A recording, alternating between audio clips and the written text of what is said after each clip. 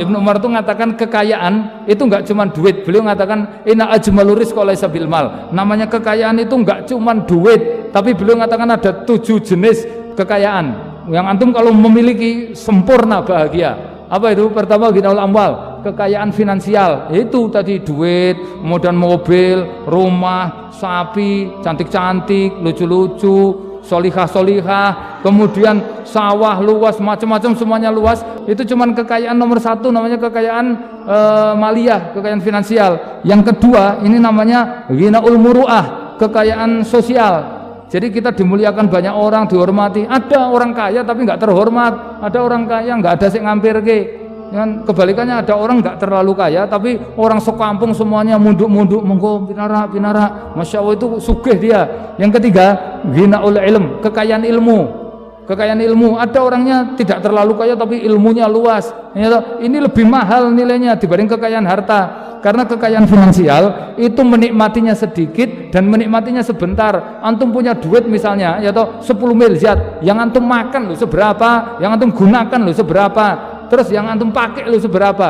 Coba orang kaya sama miskin sama, nilai sama. Kata Imam Syafi'i, kalau kamu itu punya hati yang qanaah, anta ma'al malikun sawa, kamu sama raja sama. Coba orang kaya punya baju 1000 setel sama antum baju 10 setel, kan sama, yang dipakai yang ngursak setel. Emangnya 1000 setel dinggo bareng kaya wong edan kabotan. Sama rahimakumullah. Jadi itu ya, apa namanya, komponen bahagia itu tadi kekayaan finansial, kekayaan sosial. Yang ketiga kekayaan ilmu. Yang keempat ghinaul fursah, kekayaan waktu. Kekayaan waktu, ada orang kaya nggak punya waktu, duitnya banyak tapi nggak punya waktu, ngaji nggak bisa, duduk ngopi-ngopi nggak bisa, istrinya sakit nunggoni nggak bisa, lihatnya golek duit terus nggak punya waktu. Coba, masya Allah, berangkat pagi pulang sore, berangkat matahari belum terbit, sampai rumah matahari sudah terbenam, berangkat anaknya belum melek, anak sampai rumah anak wis merem, berangkat lampu belum mati, maksudnya lampu masih hidup, sampai rumah lampu sudah hidup,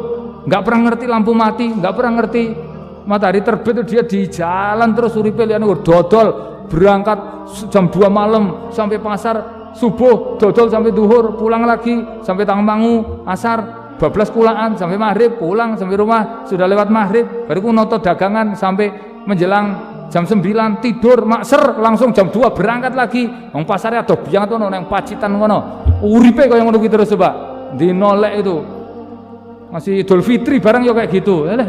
Apa bahagianya itu. Makanya salah satu kekayaan itu adalah punya kekayaan waktu. Kemudian yang kelima namanya ghinaul jasadiyah, kekayaan fisik. Jadi dia sehat. Karena antum walaupun sugih kemudian terhormat tapi sakit, stroke, cuci darah, komplikasi, lara untu, sudah hilang kekayaan itu. Kemudian yang keenam namanya ghinaul ahliyah, kekayaan keluarga. Anak rong lusin, misalnya istrinya 1, tapi habis itu dia dapat kekayaan finansial banyak, kemudian rabi rondo telu, anaknya wolu peng telu 24, duitnya oke, terus babar barokah, keluarganya banyak, dikelilingi banyak wanita, bahagia loh. Laki-laki itu akan tentram hidupnya kalau dikelilingi banyak wanita yang solihah. Kata Ali bin Abi Thalib, beliau mengatakan taskunu qalbur rajul mu'min bi arba'atin nisa, akan tentram hati laki-laki kalau dikelilingi 4 wanita. 4 wanita itu ummahu wa zaujatu wa ukhtahu wa ibnatahu, ibunya, istrinya, saudara perempuannya sama anak perempuannya.